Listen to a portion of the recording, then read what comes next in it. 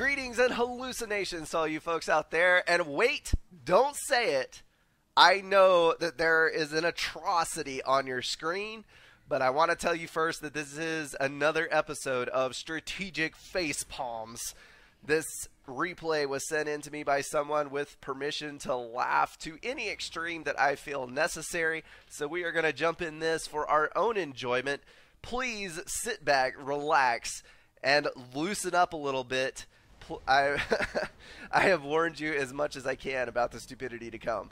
Alrighty, this is going to be a 1,000 or less match on just the worst kind of map. Now, I know, we've all indulged in guilty pleasures before, but from an objective standpoint, this map is terrible. 3 chokes, 2 chokes. This is like extended fields of ISIS.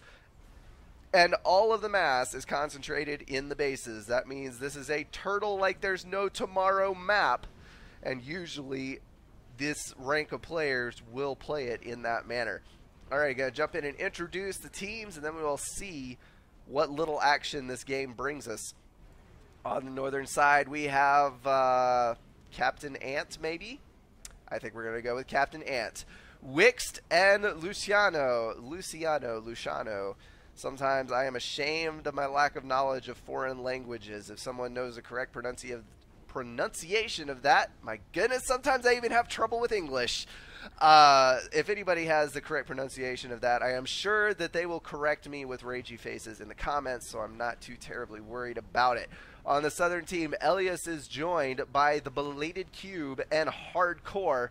And buddy, we know you're a true hardcore gamer when you include numbers instead of vowels in your name. That is the mark of elite gamer, and we salute you.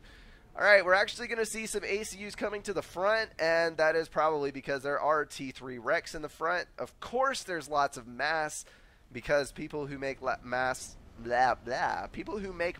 like this are always looking for more mass. Actually seeing some Tech 1 units being built, but they are all flares.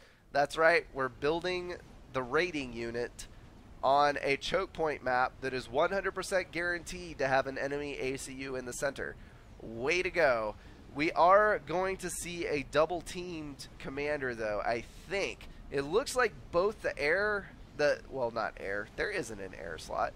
Both the center and left side on the northern team are going to be coming to the left choke right here. Elias is going to have to be very careful that he doesn't get his ACU caught up in a situation that is more than he can handle. Looks like we got double land, we've got land, that's right, no air, but we do have some nice scouting info thanks to the Belated Cube and a Jester. He has scouted, he knows that there's no air factories, and so he is going to throw a Jester into the mix.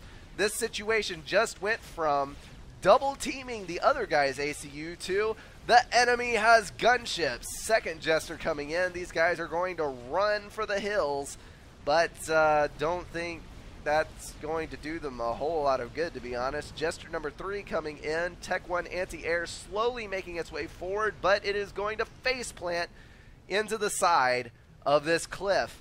Meanwhile, this ACU is dipping below 2. 15. Hope is rapidly fading. No one is building interceptors, and kaboom.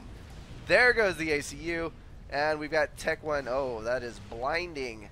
So blinding. Still producing Jesters. Why make interceptors when your enemy has none? Just make Jesters. Looks like no air factory still, and not producing enough anti-air. Luciano is going to try to build a Tech 1 anti-air against the fire of a Jester while under fire from multiple Auroras and an ACU.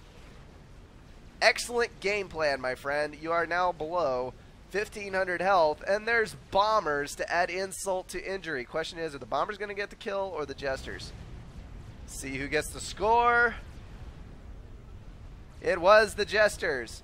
Also, way to go building all of your anti-air in one spot. So 2 shots from a, well, 3 shots from an artillery can kill almost all of your anti-air. We have a 35 health turret left here. He is still building tanks.